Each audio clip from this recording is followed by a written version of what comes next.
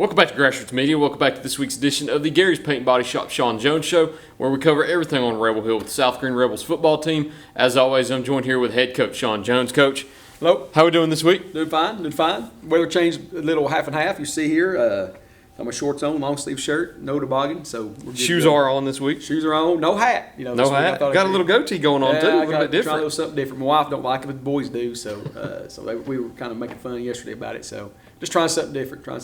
So got a little new mic stand here this week too. Yeah, I got a nice new mic stand here. It's kind of what we're playing for this week. So been a long time coming since everything that went on the last few weeks. So we'll be interested to talk about that here in just a minute. We'll talk about that a little bit in the second half, but before we get into that, we can't look over the Eagleton win on Friday night. Big win over the Royals. It keeps you at undefeated within the region, puts you one step closer to winning the region also. As you walked off the field the other night, the first thing you said is you're going to say the same thing for the third week in a row. You gutted it out. And that's the exact thing you did the other night. Faced a little bit of adversity again with their explosive third quarter of offense, but you held them scoreless in the fourth quarter to be able to get that win. How good did that feel? It was huge. We felt like, played really well in the first half, but we felt like we left a couple scores on the table. And that's what we talked about this week. We was excited about the win. We didn't say hold like the boys, just like, look guys, we scored them other two in the first half, ball game's over. No matter what they do in the second half. And even when we get the ball, we have a great defense stand there in the fourth quarter. We get the ball in the 17 and we miss our field goal there, and we score right there. Even the field goal, all right, we're up 2 scores. So we just got to work on a few things, but we have gutted it out, and we've talked about this week. Maybe it is good for us. Win those close games like that. And then help us on down the road. So it's just one of those things where there's just, maybe some confusion that we got to fix. So it's not an effort problem we've got to fix, which, you can't fix that. It's not playing hard. It's not being physical. We're doing all that stuff. We're just having a few mental laps that if we fix, we feel like we can be really good. You improved to 3-0 within the region now. You're on a little bit of a winning streak. I won't even throw out that exact number because I've been known to jinx a few things. Yeah. So I don't want to jinx you and start talking about a winning streak here. But once again this week, one thing that we've talked about week after week after week is that defense. Even in a week where you allow 3 touchdowns and 20 points, which is tied for the highest total of points that you've allowed in an entire game this year, you still come out with the win, and it's still a dominant effort, only allowing 233 yards on the entire night. Yeah, it was, first half we held them to 40. They made a few adjustments at halftime, so hats off to their coaching staff, made a few adjustments. And it took us a little while to adjust to it. They had 2 big old tight ends, number 44 and 19 were just men out there, and they would move them both to the same side, run their power set, no over power set. Then they would split them up and they threw to them. So defense is one of those things there in the third quarter. We bend, but we don't break. The last play of the third quarter, Simon Burns, sophomores, played really well. And he was upset because he told me today in practice, Coach, I've always been taught at corner and knock it down at the end of the game. But he said I should intercept that ball. And he said, and it went right through my hands. So he was trying to knock it down, went through his hands. He said, if I'd have just caught it, and again, he said it would have been no problem. So he was real upset at himself the other night. But Simon's playing great, and so we take that score away, we're okay. So, but overall, real big win because they got a great ball club. We felt like they should have been 7-0 coming into to the game. That's what was scary about them. They were 4-3, but they easily could have been 7-0. So they've got a good ball club, and we were happy to get out of there with the win, especially in the conference. And they showed in the third quarter how good they could be also, because the first quarter, I think a lot of people were surprised that they really couldn't get things going on offense, but in that third quarter was really where they got a lot of those yards and, of course, got all 3 of those touchdowns, and they showed how good they could have been, and that shows how great of a win it was for you guys because a few years ago, we've talked about some of those games where you go into halftime, come out, and those other teams start to come back a little bit, and you have to fend them off the end. Was it really as close this week as it had been in like that Seymour game 3 years ago and something like that? But the offense this week, man, Trip Neese didn't get in the end zone, but what a great game he had. 121 total yards, got you down there into scoring position. I think 2 times that I can remember that set up that 1-yard QB sneak for Jacob Susong, and then that 26-yard run by Nash Rader. Great game by Trip again. Yeah, he had a great game. Nash was coming off. We didn't practice Nash all last week, and he played really well, ran hard. Because he had that little hip pointer going on. So, and again, what could be dangerous with us if we get both those backs going, which kind of looks like we're doing that. Get both those guys going. Don't know who's going to touch the football. It could be exciting around here, because that's what you want to do is, you get 2 good backs like that. And you want to try to use them both. I think Nash ended up with like 70-some yards. It's been nice to see him over 100 too, because it's been a long time since we had 2 backs over 100. Oh, yeah. That's still my goal this year is to get both of them over 100 in the same game. And maybe we can do that this week. So we're playing really well there. Susong, hats off to him. He didn't throw for a whole lot of yards, but he managed the game really well. He done some checks there during the game that he checked too, and made a couple decisions that, you know, maybe last year we told him he may make different. So we was real proud of him way he ran the team Friday night. And just, again, another overall good win, and, again, gets us closer to that goal that we want. I still love that ringtone every time it goes off. It's fitting the vibe right now. Yeah, it is fitting October. All right, sorry about that. Oh, you're good, but Jacob Suson, 3 total touchdowns. He had 2 rushing, both from the 1-yard line, and he had that 1 passing to open up the game to Lucas Couch also. Lucas is another offensive player that we haven't talked about as much, but a great way to open up the game on the first drive with a touchdown by Lucas. Yeah, big touchdown for him. That's his first high school touchdown, and we were all excited for him because he works hard. And we felt like, we've told Susan throughout the year, you're kind of missing him some as far as sometimes he's open. So it was good to see him. And the good thing about it was the guy come up and missed a tackle, and he spun and went and scored. So good to see Lucas getting an end zone. And we expect that out of him, and he can do it some more. So, and he's played on both sides of the ball too. So, yeah, Jacob played well, ran the team for us, and that's what we was excited about on that side of the ball. Last thing I have to mention, too, about the game is something that you spoke to me about in the post-game interview that you did on the field Friday night, and that was the last play to really seal the game. When you had it, I think, 4th and 1 down there, and you were going to punt it, but you had a player, a senior, that came up to you on the sideline and told you to trust him and to trust the line to get that first down and to seal that game, and you ended up trusting them, and they ended up getting you that first down. So talk about that trust that you had to have with your line and Brendan Listenby there. That was just, a big moment for us because, I was punting, and he was upset that I was going to punt, and the good thing about it was in a timeout. So I just asked him, what do you want to run? He said, just run behind me. He said, we'll get this first down. And I said, look, they're going to put 44 in A gap. He said, it don't matter.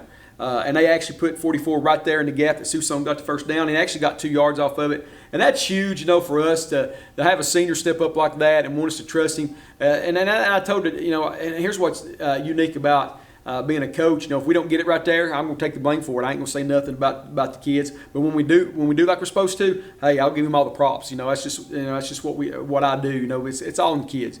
When it's going right.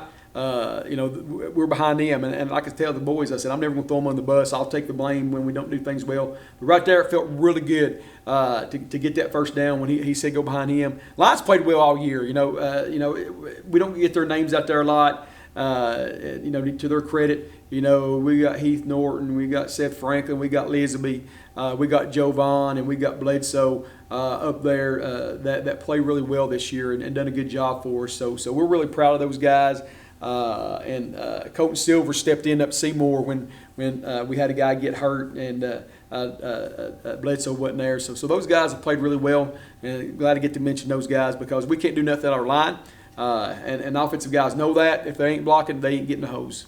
And a lot of those guys were the same ones on defense also that were holding them to minimal gains all night. I know I don't know how many tackles for losses. There were 4 sacks in total on the night too. Just a great win all around. Offense played well, defense played well, special teams played well. You had a lot of great returns too. Trey Gentry, I'll throw his name out there also. We didn't get to mention him this week. He didn't have a big catch, but hit a few good returns that got you in really good yardage situations to shorten the amount of yards that you had to go into the end zone. But a great win again, moves you up to 3-0, looking to go 4-0 this week in region play as you've got that milk can game coming up. Before we talk about that, though, we need to get a word from our sponsors in first, so we'll be right back to talk about that milk can game this week on Rebel Hill here on Grassroots Media.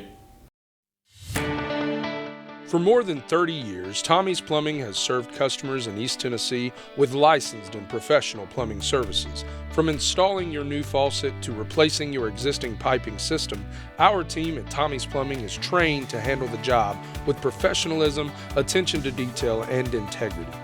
By offering warranties on most products installed by our technicians, Tommy's Plumbing stands behind our work, ensuring that your plumbing needs are not only met, but that your problem is solved for the long term. When you need reliable and professional plumbing service, Tommy's is the only call to make. So give us a call today and let us show you the Tommy's difference.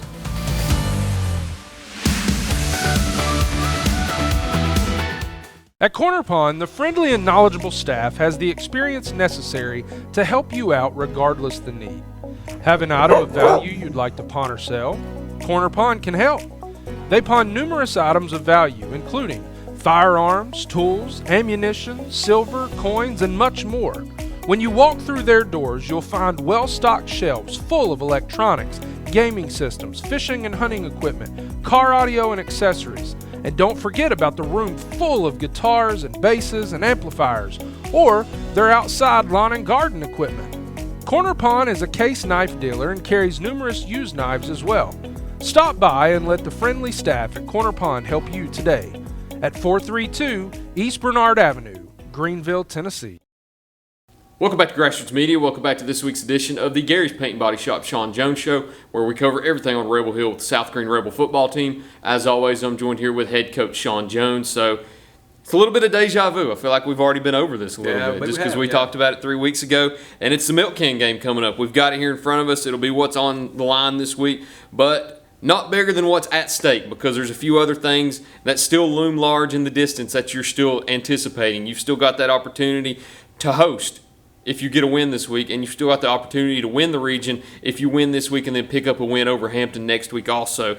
So even though the milk can is obviously the prize this week, there's more prizes in the future that come out of this game also. And we've kind of already went over the milk can game a little bit. I did the same thing on Coach Monroe's interview. If you'd like to go check out that previous discussion that we had in the milk can game, I'll drop the link down below and put the timestamps that you can go and check that out. But we've already kind of went over what to expect in this game. So has anything changed in those 3 weeks since then that kind of think that you might see something different out of the Buffaloes? No, I don't think we'll see anything different. Maybe a little bit more urgency from them because, they're trying to fight, maybe try to get back in the playoff scenarios. So, again, it's just going to be a big county rival. It's coming in. To us, it's just another step towards the conference. We feel like if we win this week, we're playing at home in the playoffs. So that's what's big for us. Throw on the other stuff like we've talked about before. That's for the community. That's for the school. But we're trying to focus on this week. It's a conference game, and we win it. We're going to play at home in the playoffs.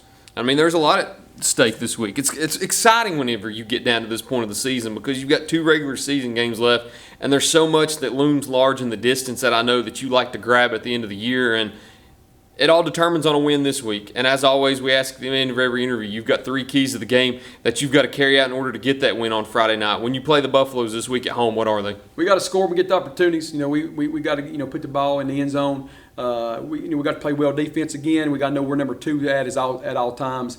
And we just got to play clean football and not get emotions going and get all the stupid penalties. If we do those 3 things, we'll win this ball game.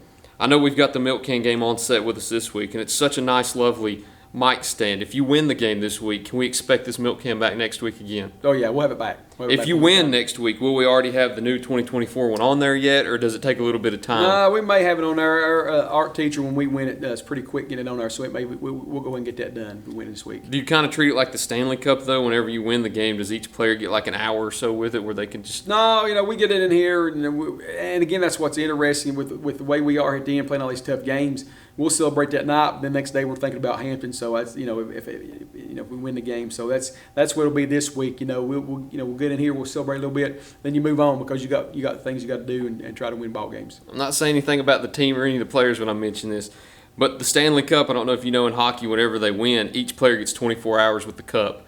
Could you trust all of your players to spend 24 hours with the milk can and expect it to come back in the same condition? No, the top would be off, and then we'd be able to tell them what will be inside of it. So, no, we cannot here at South Greene. I'm just saying, that's nothing against any of the boys, but when you're dealing with teenage boys. They would have the top off, and then they don't tell them what will be inside of it or what would be inside of it. So, no, we will not trust them to do that. We won't do that here at South Greene. That's why you take care of it at the end of the day. You win, and it goes straight to your office and in the clubhouse. That's it. That's the way it is. But hoping to see this here next week. Maybe have 2024 on it next week, too, if you do come out with a win, and we do get to see it next week. But until then, Coach, that's all I've got for you this week. Thank you for sitting down with me again, and thank you all for watching this week's edition of the Gary's Paint Body Shop Shawn Jones Show. Look forward to seeing you all next week here on Grassroots Media.